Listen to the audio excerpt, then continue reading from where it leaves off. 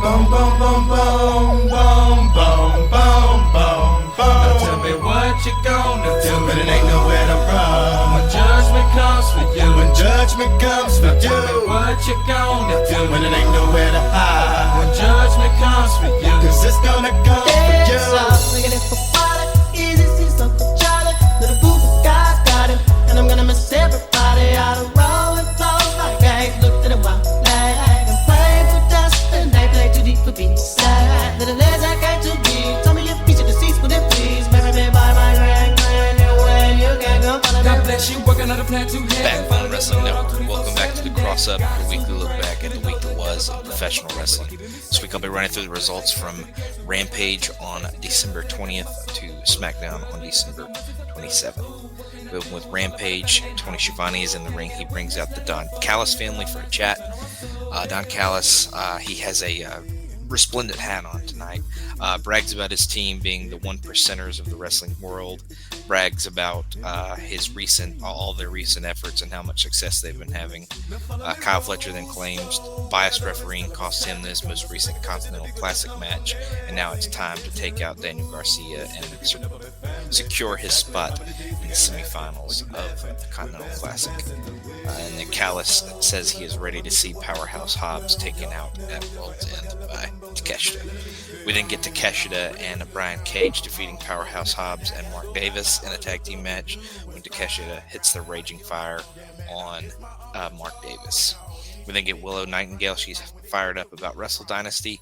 Chris Statlander then comes in and wishes her good luck, even if it's kind of dismissively so. Action Andretti and Leo Rush then defeat Goldie and Miles Hawkins when Andretti hits a torture rack neckbreaker on Miles. Private Party then come out afterwards for a stare down, but Top Flight kind of makes the save when a brawl breaks out. We then get Harley Cameron and Penelope Ford.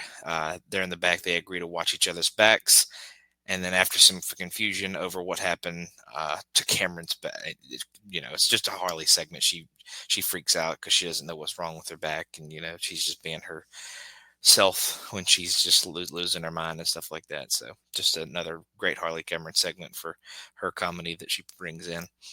We then get Willow Nightingale defeating Harley Cameron via pinfall with the Babe with a powerbomb. And then after the match, Penelope Ford comes in for the save, but Statlander makes the save for her, and then Statlander leaves before her and Willow could possibly have maybe hugged in that situation, like maybe they would have back when they were friends. We then get a hype video for Thunder Rosa and Mariah May for World's End.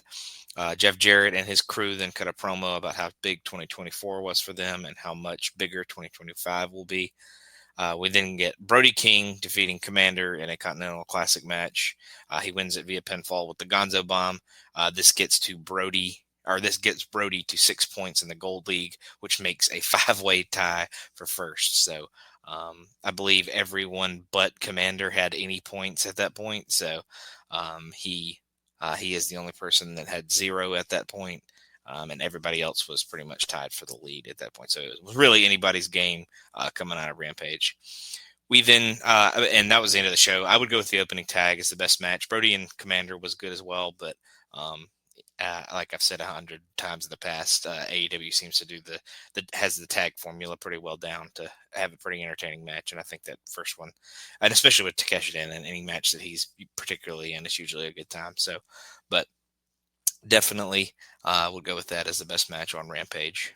And that is actually the next to last Rampage that they will ever have. Next week I'll cover the very last Rampage that AEW is going to have.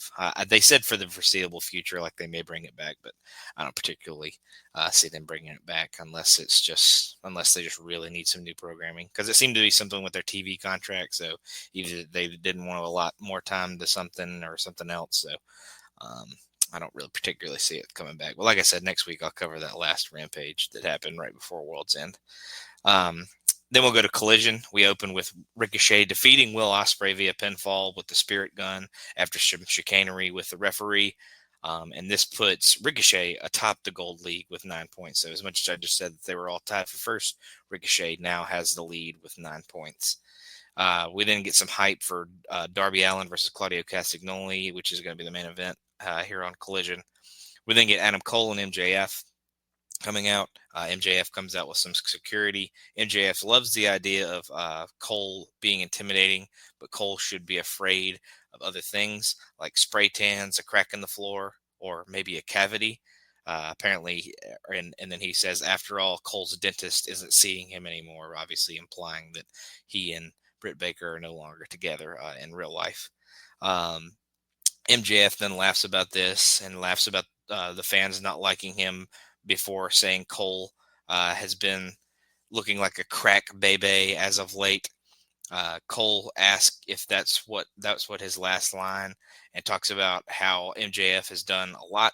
The reality is Cole is the longest reigning world champion in multiple companies because he is that good. They then bicker about who was going to turn on whom first before MJF shifts his focus to Cole getting hurt and becoming a liability. He promises to end Cole at World's End, but Cole wants to end this right now, and they obviously battle back and forth. And then MJF gets a low blow and kind of drops him, and then the Undisputed Kingdom comes out and chases MJF off. We then get a Mercedes Moné hype package, just talking about how great she is and her match coming up with Statlander.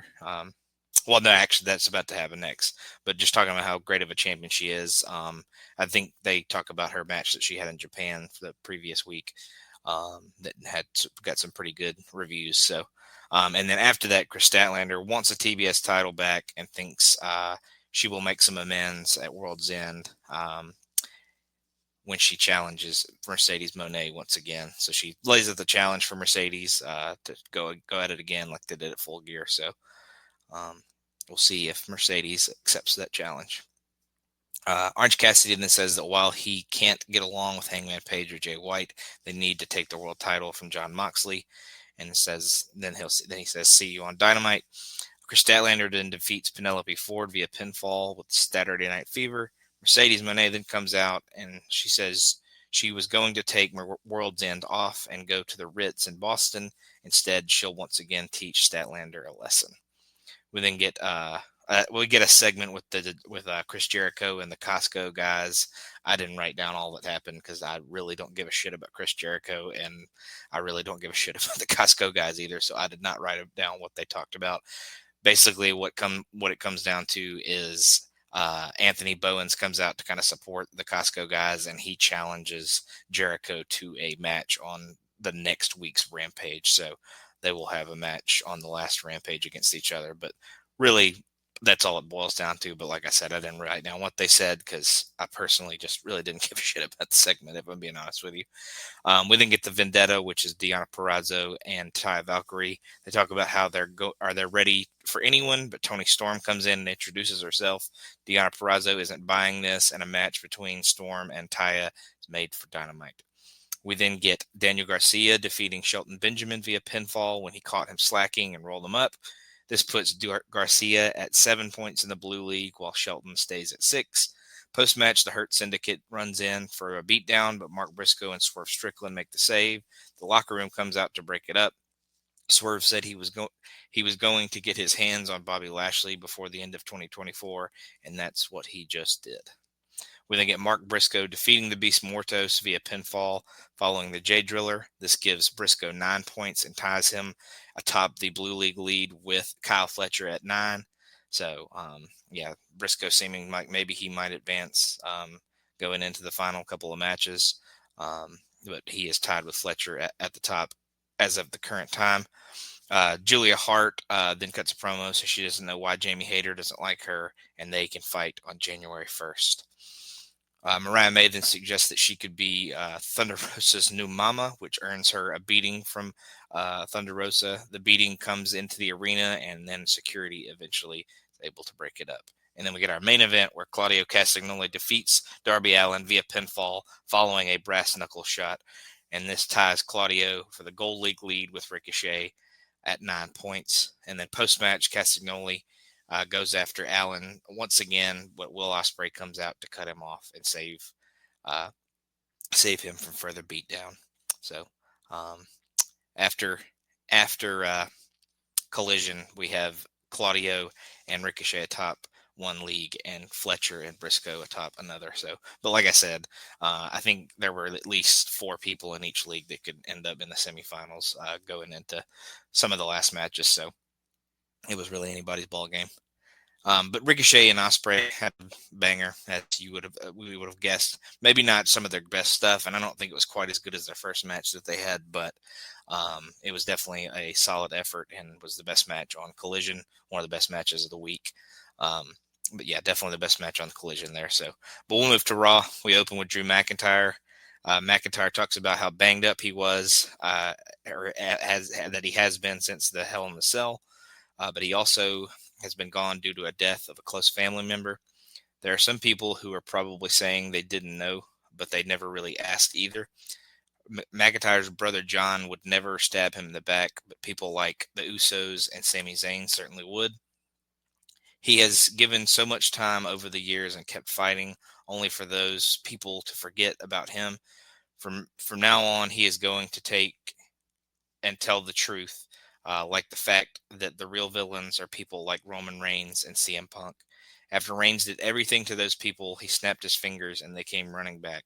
Sami Zayn then comes out saying he didn't know what was going on with McIntyre's family. Zayn knows about losses and having to go to work with missed birthdays, weddings, and funerals. He knows what it's like because this is the life that they have chosen. They are lucky to be here, but everyone in these stands have their own stories of losses and sacrifice. Those people keep getting up every day and doing what they have to do, but McIntyre thinks he's different because someone called him the chosen one. What the Usos and Zayn do has nothing to do with him, but if McIntyre wants to blame them, then that's fine. It's also fine with Zayn to face McIntyre right now. McIntyre talks about his family being far away, but Zayn has never beaten him. Instead, McIntyre thinks Zayn needs to go back with his family and leave before things get worse. Zayn then swings away but gets dropped, and then Jey Uso comes out and makes the save and runs McIntyre off. The Pure Fusion Collective then cut a promo backstage. They suggest that Sonya Deville take Kairi Sane's spot in the Women's Intercontinental Championship tournament, but get a no from Adam Pearce, who says Io Sky is going to take her tag team partner's spot instead. And then Io wins her Intercontinental title tournament match to advance to the semis when she defeats Alba Fire and Natalya when she hits the over the moonsault on Natalya. The Judgment Day are then back in their clubhouse. They bicker over their losses over the past weekend, and then Dominic Mysterio volunteers to face Damian Priest this week to kind of step up and get some momentum back in their favor. We then get Chad Gable defeating Akira Tozawa via submission with the ankle lock. Post-match, the hold stays on until Otis comes out and makes the save. We then get the New Day. They run into Dom Mysterio, and even he thinks, being the huge heel that he is, that what they did to Big E was quote-unquote crazy. So even he's shitting on for what they did. We then get Damian Priest defeating Dom Mysterio via DQ when the rest of the Judgment Day comes out and attacks Priest. The War Raiders then come in and even the odds and run off the Judgment Day. So I'm guessing a 6-man will probably be in all of those guys' futures. We then get a sit-down interview with Seth Rollins. He is asked about the driving force behind his feud with CM Punk. Rollins talks about how he wants to cut Punk out when they fight on January 6th. He said he was sick of Punk after Survivor Series, and now it's time to wrap everything up for good, and it's going to be violent, but Rollins has to stop this CM Punk thing from continuing. We then get Dexter Lumis. He defeats The Miz via DQ when Karrion Kross attacks Lumis. Post-match, the Final Testament surround Lumis, but the light goes out, and the Wyatts come in, and then the Wyatts quickly clear the ring, and Nikki Cross ends up getting like powerbomb tossed out onto all of the Final Testament members. We then get Damian Priest. He thanks the War Raiders, who said they owed him one from last week. They'll go to war with Judgment Day together going forward. We then recap the fans' issues with the New Day. who come out to complain about the commentary. They claim biased commentary with Joe Tessitore not being around long enough to know how things work. Xavier Woods accuses Wade Barrett of being just like Big E, meaning not man enough to get back in the ring. New Day then gets in the ring and says the fans shouldn't be upset when they didn't hurt Big E again. Tonight is a homecoming for Kofi Kingston, and his mother is in the front row after a 20-hour flight from Ghana. Kingston says his mom doesn't deserve this and goes over for a hug, but she, like everybody else, is sickened and walks away herself before she could, so she doesn't even hug her own son. We then get the New Day back in the back. They run into Rey Mysterio, who thinks they should apologize if they want to start fixing things. Kofi says they didn't do anything wrong. So Ray says he tried to get them back in the good graces of everyone, and then he tells them that they should get used to the chant of "New Day sucks." Once again, they've kind of gotten out of the way of having that chanted at them over the last little while, but that was a regular back in the day when they first kind of formed. And then we get our main event where Drew McIntyre once again defeats Sami Zayn via pinfall following the Claymore. Post-match, he beats him down a little bit more, and again, Jey Uso runs out, hits a spear. Then the Bloodline comes out, and they lay Uso out and Zayn out, with McIntyre kind of just walking away, and the Bloodline leaves Zayn and Uso laying to end the show. And that main event was pretty much the only match that got any time that was like any good whatsoever. I mean, the 2 DQ finishes were like maybe 2 minutes long each. So not much wrestling going on here. It was the Christmas episode. It was taped, so it was destined to probably not be as good. But yeah, definitely a weak effort for Raw. It's probably one of the worst Raws in the last little while. But again, it was taped, so it's kind of understandable. And I don't think they thought they were going to get a big viewership with the holidays and traveling and all that. So not shocking to see that something like that happened. We then open with a recap of, we're moving on to NXT. We open with a recap of last week's title match, plus the fallout after the show, with the match being ruled a draw. So Trick Williams, they ruled it a draw, so Trick Williams retains his championship. Stephanie McCurr then opens the night in the ring, defeating Cora Jade via pinfall, following the package pile driver on her knee. Post-match, Kalani Jordan runs in with a kendo stick to go after Jade to get some revenge, and then Victoria ends up coming in and pulling Kalani off as she kind of goes a little too far. The D'Angelo family then wants the tag team titles, with Stacks promising to beat the other team's faces in, like his mother did to Santa Claus with a broom one Christmas night when he was a child. We then get William Regal. He offers to be in Lexis King's corner again for his Heritage Cup match against Charlie Dempsey later. Regal then has the brass knuckles, and everybody, the whole crowd kind of reacts and is like, ooh, what does that mean? And then we go to the Heritage Cup match where Lexis King wins the Heritage Cup, becomes the Heritage Cup champion when Regal gets involved, he knocks poor Lexis out. But the Knucks kind of end up on the other side of the ring. Charlie picks him up, and the ref sees them and thinks he knocked out Lexis.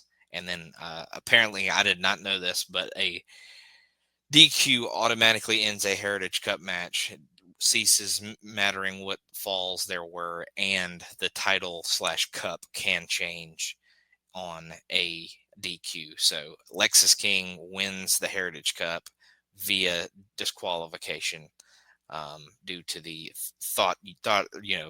the ref thinking Charlie used the Knucks to knock him out. So William Regal helps somebody defeat his son for his son's championship. So definitely an interesting way to go there. We'll see what Lexis can do with the cup now that's kind of off Charlie. I kind of hope Charlie elevates from here, because I think he actually is really talented and has gotten a lot better.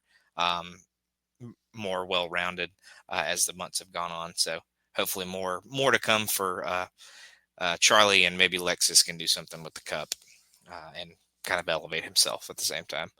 We then get Kalani Jordan in the back. She yells at Stephanie Vacour and Lola Vice, but Lola kind of cuts her off. Jordan calls both of them out for always interfering and wants them out of her face. We then get the unholy union of Alba Fire and Isla Dawn defeating Fatal Influence when they hit the Gory Bomb downward spiral combo on JC Jane after Gigi Dolan had come out and distracted her. We then get Izzy Dame. She interrupts Sol Ruca and Zarya before Sean Spears and company cut them off. Dame then tells them to leave her alone as they seem to be following her. We then get Ashante the Adonis defeating Dion Lennox via pinfall following a roll-up after a Nikita Lyons distraction.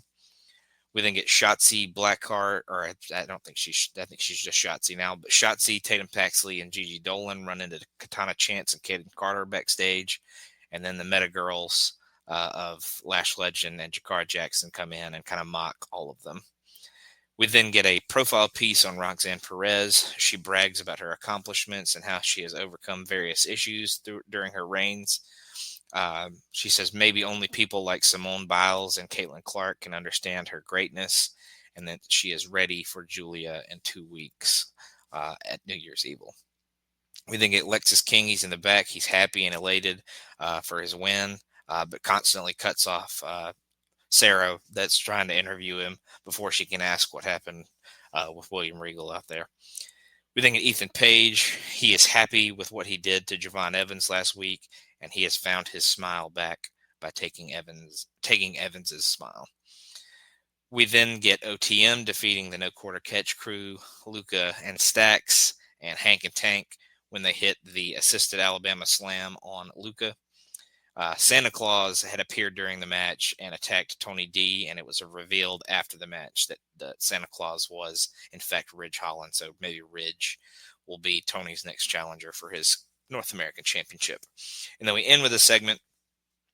Trick Williams comes out, but Oba Femi quickly cuts him off, and then Eddie Thorpe quickly cuts Oba off, saying that Trick escaped instead of beating him last week.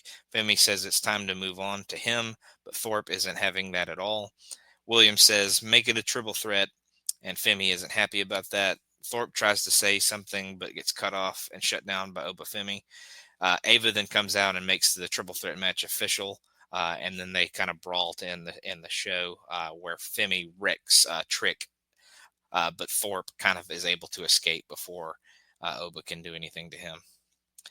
So that ends NXT. I would not a ton of matches, not a ton of lengthy matches either here. So that 4-way tag was pretty solid. I'd say if you check anything out from that, maybe check that one out. But they're really just trying to build the New Year's Evil at this point. I'm not saying they're not trying to put in effort on the TV or anything like that, but it's definitely lacking over the last couple of weeks, just based on the fact that I think they're really trying to elevate to that big show, and maybe not as much is happening. But we'll move from there to Dynamite. We open with Will Ospreay defeating Brody King via pinfall, following 2 hidden blades and a Stormbreaker. This gets Ospreay to 9 points in the Gold League, and that obviously ties him at the top with Ricochet and Claudio. The Hurt Syndicate is then banned from the building as per Christopher Daniels for Shelton's match in the Continental Classic. And then they randomly say out of respect for Renee Paquette, they will stay backstage or leave the arena. So for some reason, they respect Renee so much that they'll follow the rules of an acting EVP or whatever. We then get a Continental Classic match between Ricochet and Darby Allin. It ends in a time limit draw. So this gives Ricochet 10 points and guarantees him at least a spot in the semifinals. So he has locked up one of the final 4 spots there by getting to 10 points. We then get a Jay White promo. He talks about his chances of becoming world champion at World's End and how much that would mean to him. Commander then gets off of the 0 points by defeating Claudio via pinfall when he uses the Nux that Darby had given to him earlier on, knocking Claudio out, and then he hits the Solito Lindo and gets the pin. So Commander and Darby prevents Claudio from advancing to any later stages of the Continental Classic, and gets a little bit of revenge with the Nux from the previous Saturday's match. So that officially knocks both of them. I mean, Commander was out way before that, but that officially knocks Claudio out of contention for a semifinal spot. And then after the match, and then actually advances Osprey. Osprey is the other semifinalist out of the Gold League. That gets him his spot. But after the match, the Death Riders come in and absolutely wreck Commander. And then Orange Cassidy and Jay White come in to make the save. And then Moxley comes in and beats both of them down and says neither of them will get close to his world title. And then Hangman comes in and Moxley is kind of left alone and gets beaten by all three of them. And it kind of leaves them to fight over the briefcase that holds his world title. We then get a video for the Mercedes Moné versus Chris Statlander Statlander match. That will happen at World's End. We then get Kazuchika Okada defeating Shelton Benjamin via pinfall following the Rainmaker. This guarantees Okada a spot in the semifinals at World's End, so he does get to defend his championship that night at World's End. And the post-match, Okada kind of teases flipping Shelton off, but ends up shaking his hand instead. We then get Swerve Strickland cutting a promo, wants to step up his game in 2025, but Ricochet comes in and interrupts and says he's going on to World's End, and then Swerve tells him not to screw it up. We then get one of Chris Jericho's new segments called the New York Minute. He's with the Learning Tree, and he accepts Anthony Bowen's challenge for Rampage, which had happened on Collision. We then get Toni Storm defeating Taya Valkyrie via pinfall when she catches her into a small package. We then get a video for MJF versus Adam Cole. It's going to happen at World's End. Christopher Daniels then comes in and interrupts Hangman Page, who isn't interested in Christopher Daniels' help. Daniels knows what it's like to be alone, but if Page needs a friend at World's End, he'll be there. We then get Kyle Fletcher. He defeats Daniel Garcia via pinfall following the brainbuster onto the top turnbuckle. Fletcher wins the Blue League with this victory, so the final four will be as follows. The semifinals will be Osprey versus Fletcher, and then the other semifinal will be Okada versus Ricochet. So two pretty banger potential matches there for the Continental Classic semifinals. So those guys have battled throughout and will get the chance to not only win the Continental Classic, but be the Continental Champion at the end. We'll see if Okada can retain his championship by winning yet another tournament for his career. We then get Jon Moxley cutting a promo to end things. He is going to end all of this at World's End with the three guys that he's going to face. And if you're not willing to sacrifice, he will sacrifice you. And he is the king of this place. Speaking of kings, I would say that opener with Ospreay and Brody King was the best match here on Dynamite. All the Continental Classic matches were really solid to kind of close the tournament, or the round robin part of the tournament. But that one really stood out for me because it was a good big man, little man kind of match, and Ospreay bumped around like a madman while also showing some amazing feats of strength, doing some crazy stuff to Brody King. So really, really good stuff there. Again, Impact did a best of show, so I did not bother with that once again. And with Rampage going away, I may pick up ROH again. We'll see. I might not. I'm not sure. I'm not particularly interested in anything they're doing, so I might not, but we'll see if I want to pick up an extra show or not. But we'll move straight from Dynamite to SmackDown. We had a video message from Nick Aldis telling Kevin Owens that he must relinquish the Winged Eagle WWE title during this week's show, or he will suffer some consequences that he did not particularly name. We then get the WWE Women's Tag Team Champions, Bianca Belair and Naomi in the back. They were with Kathy Kelly. Naomi said it meant so much for her to be champion with the EST, Bianca Belair. Bianca then says they'll move forward, but they can't forget about who attacked Jade Cargill. Bailey then comes in, joins the interview, and Bianca let her know that they are good. So they're all solid despite their previous dust-ups and rivalries and stuff like that. They then head out for their match, and then Nia Jax and Candice LeRae follow Tiffany Stratton, and Nia cuts a pre-match promo ahead of the six woman tag that will open the show. She said that she didn't touch Jade and claimed that none of her team did. Jax said that Belair seems to be doing just fine without Jade, while Bianca took no time to replace her. Jade said that Bianca was trying to avoid the suspicion on herself. Nia then says that Jade was bigger, stronger, and better than Bianca, so Bianca snapped. Jax then told Bianca to own up to it, or Jax will make her, or that she will make her own up to it herself. We then get Naomi, Bianca, and Bailey defeating Nia, Candice, and Tiffany when Naomi hit the Naomi bomb on Candice after Tiffany had distracted with a possible cash-in. We then get the team of Grayson Waller or A-Town Down Under, Grayson Waller and Austin Theory, talking to Nick Aldis. They were complaining about Braun Strowman and all the stuff he destroyed on the Grayson Waller effect. And then Nick Aldis reminds Theory that he has a match with Strowman, so he better go get ready.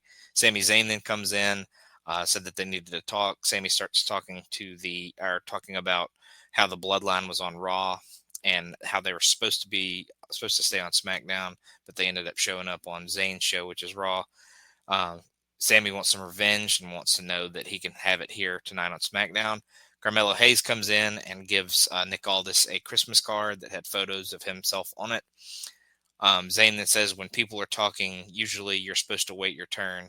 Then Carmelo kind of gives him a Christmas card. Zayn crumples it up, throws it at Carmelo's head.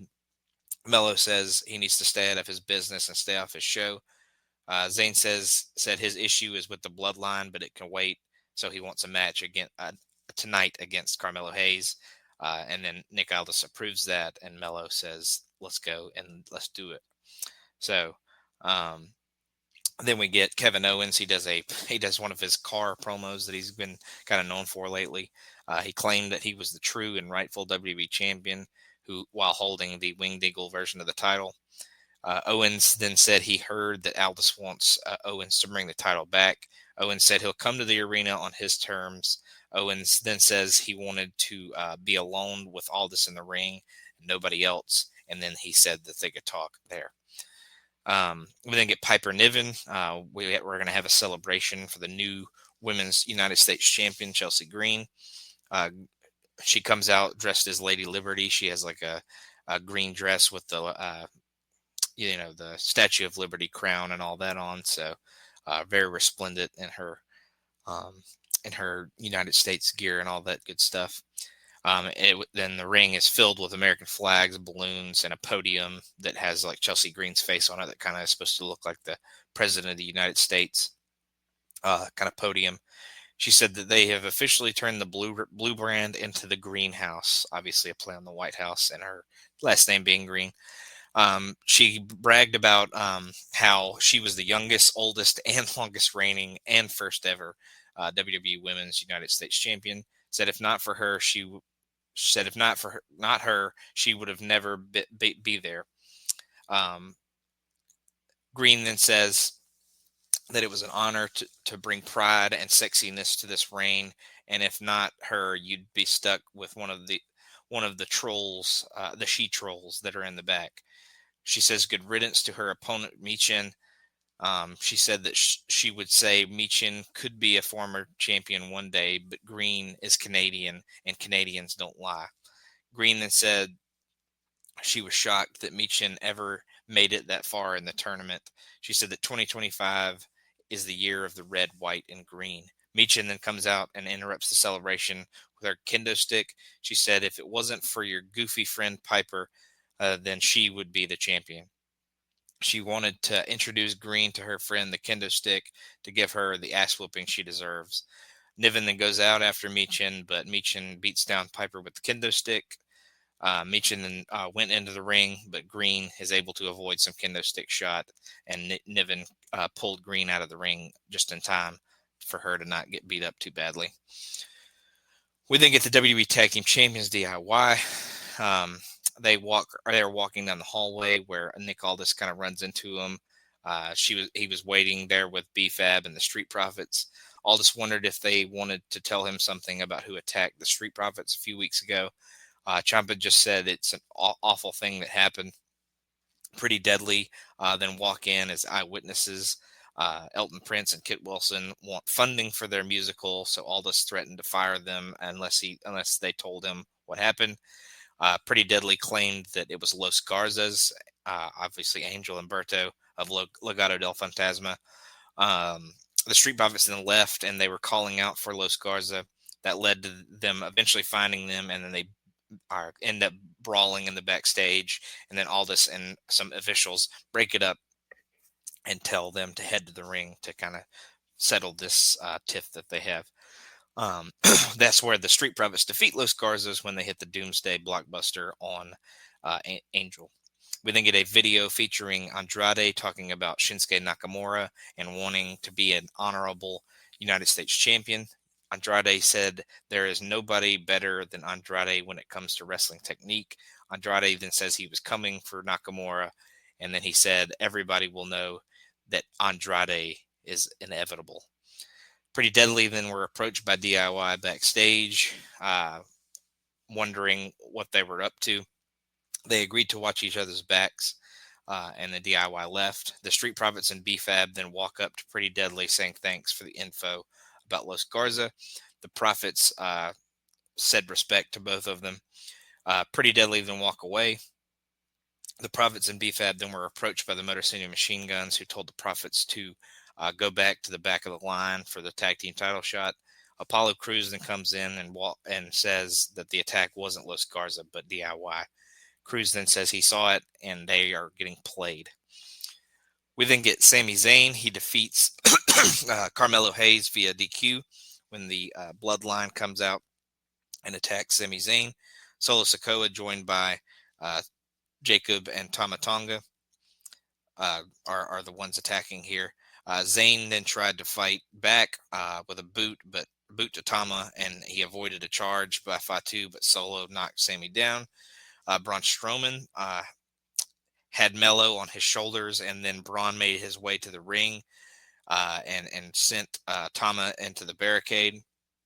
Braun then went into the ring and ran over Solo with a shoulder tackle.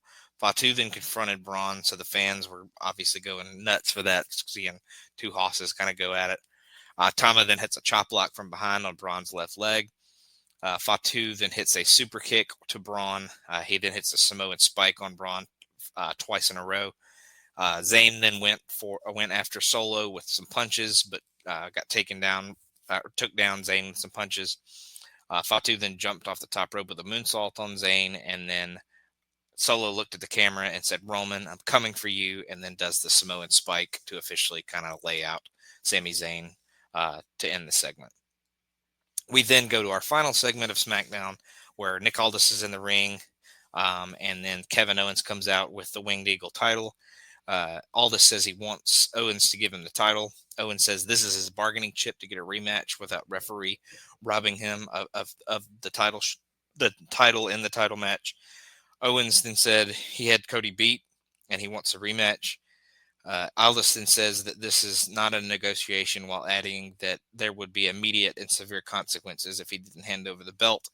Aldis said to hand the belt over or he will never step foot into the WWE ring again. Cody Rhodes then makes his entrance with his WWE Championship on his shoulder. Aldis told Cody for the sake of his health for Nick's sake and the company's sake, he wanted Cody to turn around, and Aldis will handle it. Cody then says he's not going to walk away. Cody says he didn't want Kevin to hand the title to Aldis.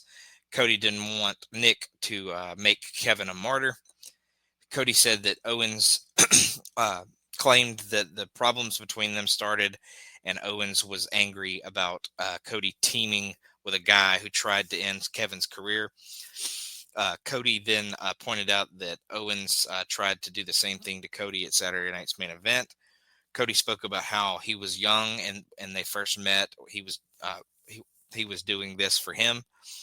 Cody said he doesn't do this for himself. He said he does this for his girls, obviously his wife and child, these fans and the announcer sitting over there who believed in him before everybody else did.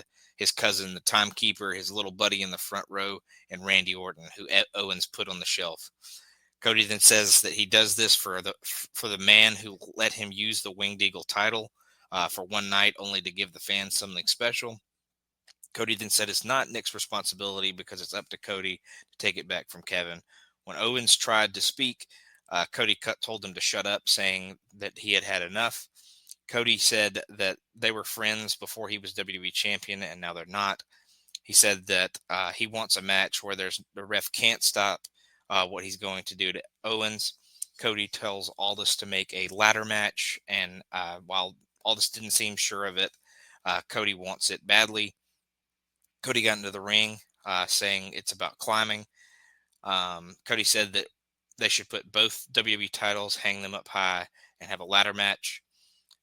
Aldis says he's making it official for the Royal Rumble that Kevin will face Cody for the undisputed WWE title in a ladder match. Owens then said it sounded great to him, and he extended his hand to shake Cody's. Cody refused to shake, and then Owens kind of shoves Aldis into Cody to knock Cody down. Owens then stomped on Cody's neck. Nick then gets between them, and then Owens continues to stomp Cody a few more times until a bunch of officials comes out afterwards. All the while, Michael Cole is screaming at Owens about how he's a no-good piece of shit, basically. He cut himself off before he said shit, but that's basically what he was saying. And then Owens claimed that he was the true champion while Cody was being checked on by WWE officials. Again, not a huge match show, so that opening women's tag 6-man was pretty solid. But this was a lot of promos, a lot of stuff leading towards Netflix and the Royal Rumble and stuff like that. So just really kind of another setup show to kind of establish what we're going to do the next few weeks. But we'll run through some TV match rankings real quick just to kind of get out of here pretty quick. But number one for me this week will be Ospreay versus Brody King. I thought that was the best Continental Classic match of the week. And honestly, this entire list is Continental Classic matches. So, except number 5. But number 2 is, again, Will Ospreay versus Ricochet. I thought that was the best one from that Collision roundup. Claudio versus Darby would need number 3. Despite the fact of the controversial ending on that one, I thought the match was really solid and really good leading towards that. I thought Briscoe and Mark Briscoe and Beast Mortos was really good, kind of out of nowhere. Both of those guys are pretty entertaining and have a lot of crowd support. So definitely a solid effort by both of those guys. And then I thought the Sami and Drew match from Raw was a really solid match and a really solid effort as well. So definitely a solid week of wrestling.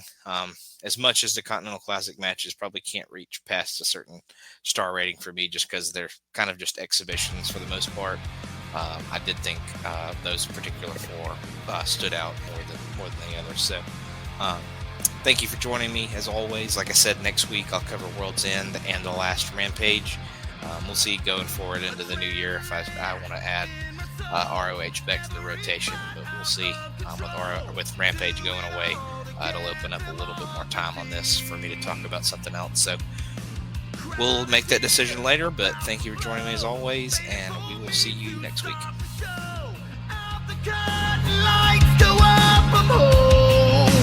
Why?